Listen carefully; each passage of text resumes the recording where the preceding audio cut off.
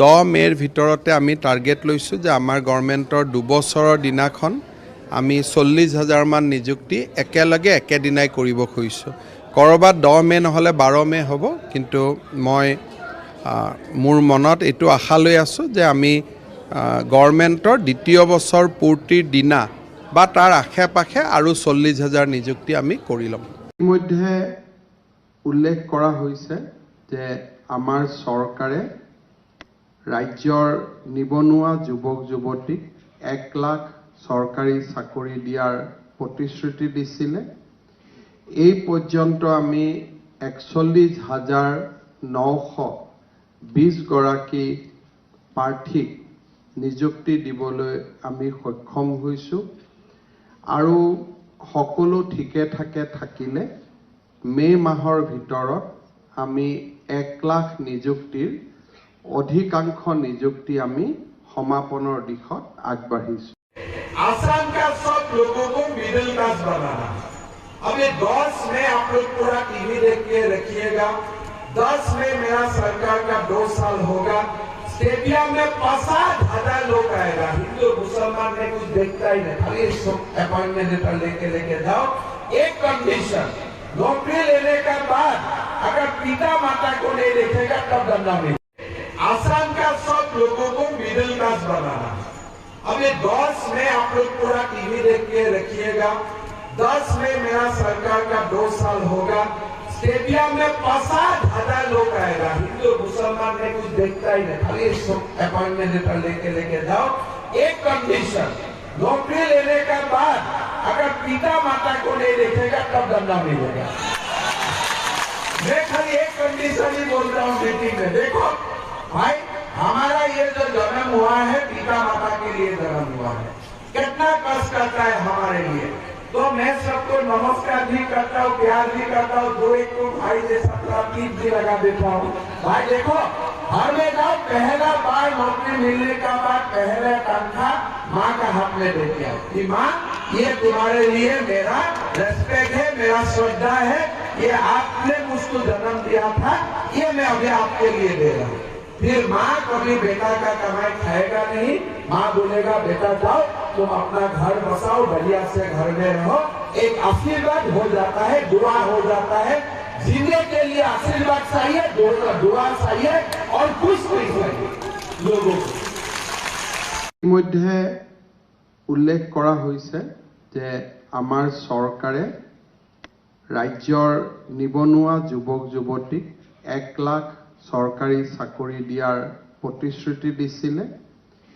এই পৰ্যন্ত আমি 41,920 গৰাকী প্ৰাৰ্থীক নিযুক্তি দিবলৈ আমি সক্ষম হৈছোঁ আৰু সকলো ঠিকে ঠাকে থাকিলে মে' মাহৰ ভিতৰত আমি 1 লাখ নিযুক্তিৰ অধিকাংশ নিযুক্তি আমি সমাপনৰ দিশত আগবাঢ়িছোঁ।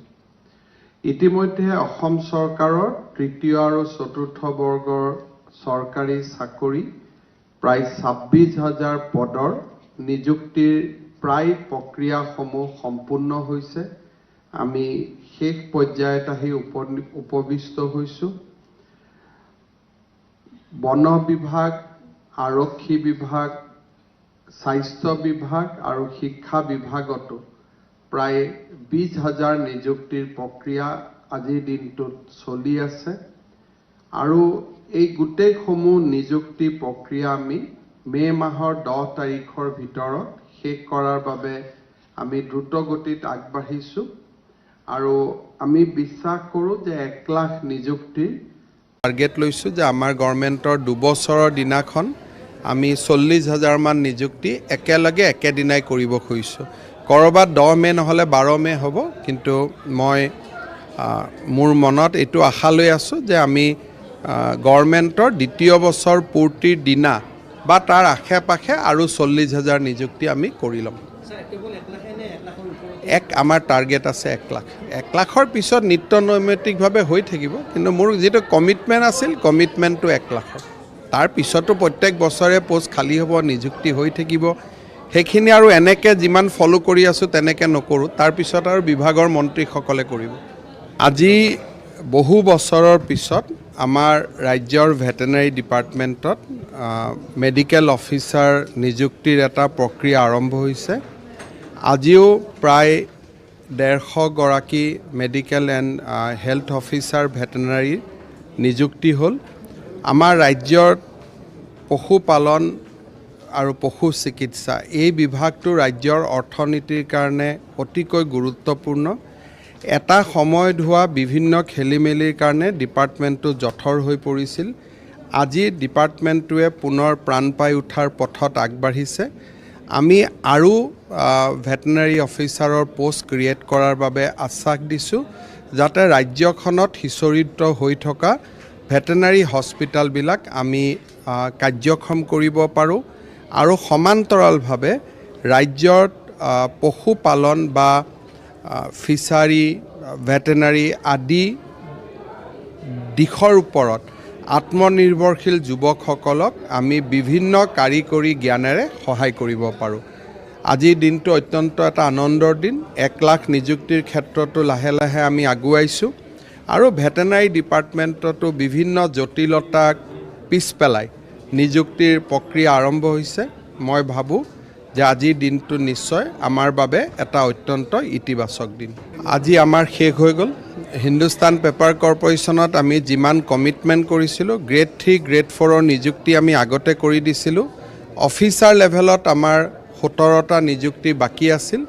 16 জনৰ নিযুক্তি আমি কৰি দিলোঁ। এজনে নিজে চাকৰি কৰিব খোজা নাই। গতিকে আমাৰ যিমান কমিটমেণ্ট আছিল, কমিটমেণ্টখিনি আজি আমি